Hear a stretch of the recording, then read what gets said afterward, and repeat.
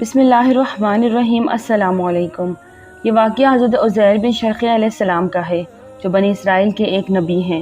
वाक़ये की तफसील ये है कि जब बनी इसराइल की बदआमालियाँ बहुत ज़्यादा बढ़ गई, इन पर खुदा की तरफ से ये आज़ाब आया कि बख्त नसर बाबली का एक काफिर बादशाह ने बहुत बड़ी फ़ौज के साथ बैतुल मुक़द्दस पर हमला कर दिया और शहर के 1 लाख बाशिंदों को कत्ल कर दिया और 1 लाख को मुल्क शाम में इधर उधर बखेर कर आबाद कर दिया।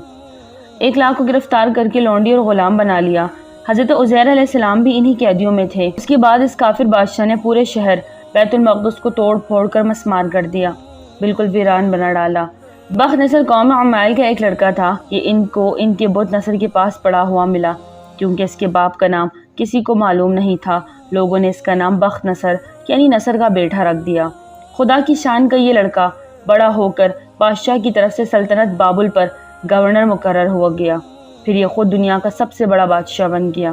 कुछ दिनों के बाद हज़रत उज़ैर अलैहिस्सलाम जब किसी तरह बख्त नसर की कैदी रिहा हुए तो एक गधे पर सवार होकर अपने शहर बैतुल मुक़द्दस में दाखिल हुए।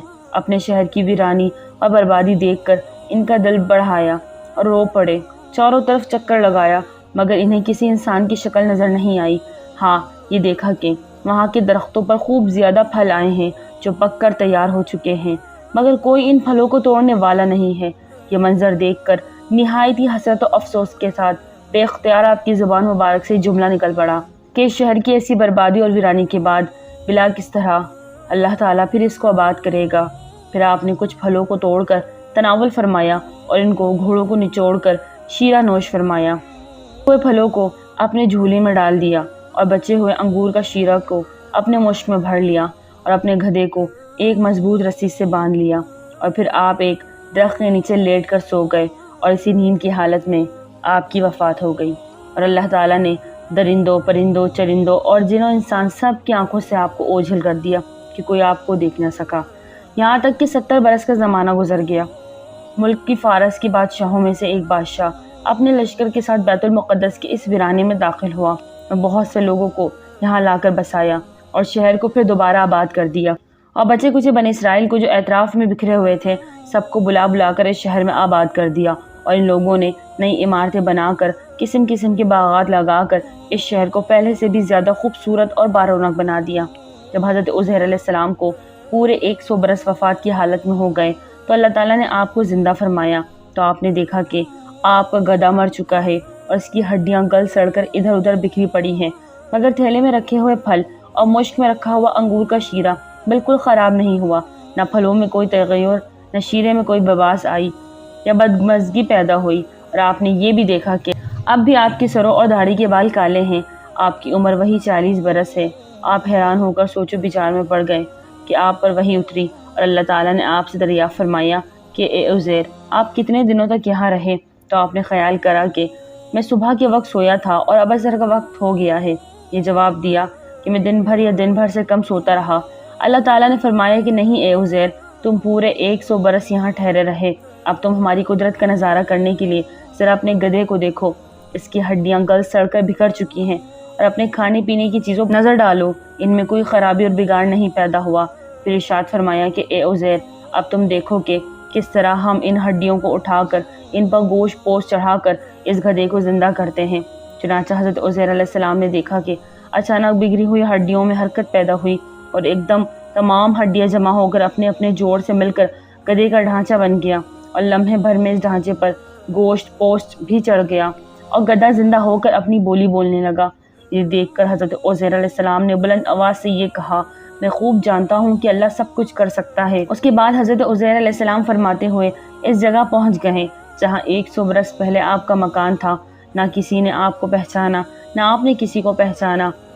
हाल बता ये देखा कि एक बहुत ही बूढ़ी अपाहिज औरत मकान के पास बैठी है, जिसने अपने बचपन में हज़रत उज़ैर अलैहिस्सलाम को देखा था। आपने इससे पूछा, क्या यही उज़ैर का मकान है? तो इसने जवाब दिया, जी हाँ।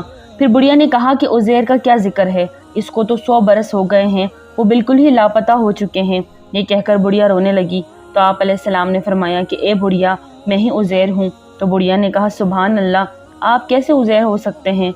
आप अलैहिस्सलाम ने फरमाया कि ए बुढ़िया, मुझको अल्लाह ताला ने 100 बरस मुर्दा रखा, फिर मुझको ज़िंदा फरमा दिया और मैं अपने घर आ गया हूँ। तो बुढ़िया ने कहा कि عزیر علیہ السلام تو ایسے با کمال تھے کہ ان کی ہر دعا مقبول ہوتی تھی۔ اگر آپ واقعی عزیر علیہ السلام ہیں تو میرے لیے دعا کیجیے کہ میری آنکھوں میں روشنی آ جائے اور میرا فالج اچھا ہو جائے۔ حضرت عزیر علیہ السلام نے دعا کر دی تو بڑھیا کی آنکھیں ٹھیک ہو گئی اور اس کا فالج بھی اچھا ہو گیا۔ پھر اس نے غور سے آپ کو دیکھا تو پہچان لیا اور بول اٹھی کہ میں شہادت دیتی ہوں کہ آپ یقیناً عزیر علیہ السلام ہیں۔ پھر وہ بڑھیا آپ کو لے کر بنی اسرائیل کے محلے میں گئی۔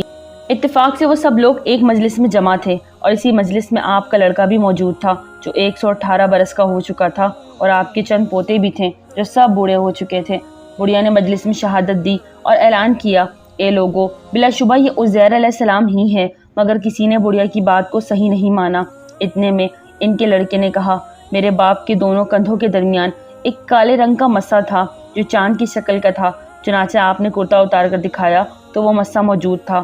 پھر لوگوں نے کہا کہ عزیر علیہ السلام کو تو تورات زبانی یاد تھی، اگر آپ عزیر علیہ السلام ہیں تو زبانی تورات پڑھ کر سنائیے۔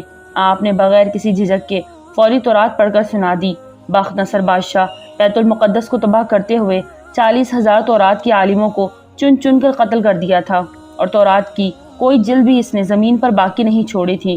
اب یہ سوال پیدا ہوا کہ حضرت عزیر علیہ السلام نے صحیح پڑھی ہے یا نہیں، تو ایک آدمی نے کہا کہ میں نے اپنے باپ سے سنا ہے کہ جس دن ہم لوگوں کو بخت نصر نے گرفتار کیا تھا، اس دن ایک ویرانے میں ایک انگور کی بیل کی جڑ میں تورات کی ایک جلد دفن کر دی گئی تھی۔ اگر تم لوگ میرے دادا کے انگور کی جگہ کی نشاندہی کر دو تو تورات کی ایک جلد برآمد کر دوں گا۔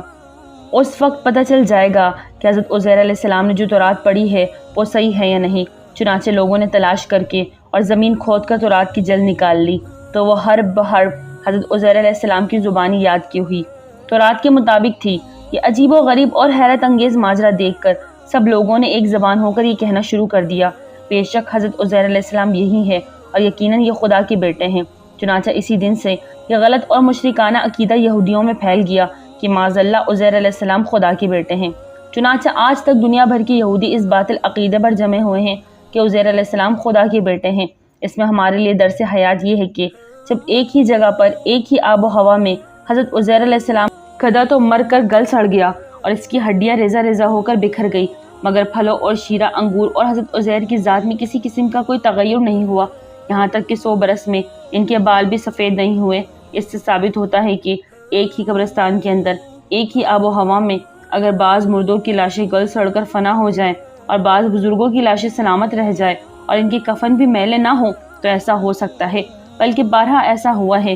حضرت عزیر علیہ السلام کا یہ واقعہ بہترین دلیل ہے۔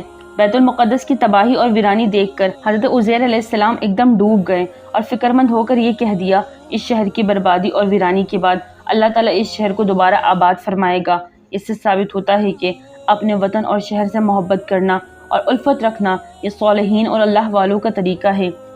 ناظرین، ویڈیو اچھی لگے تو لائک کریں، چینل کو سبسکرائب کریں اور دعا میں یاد رکھیں۔ السلام علیکم۔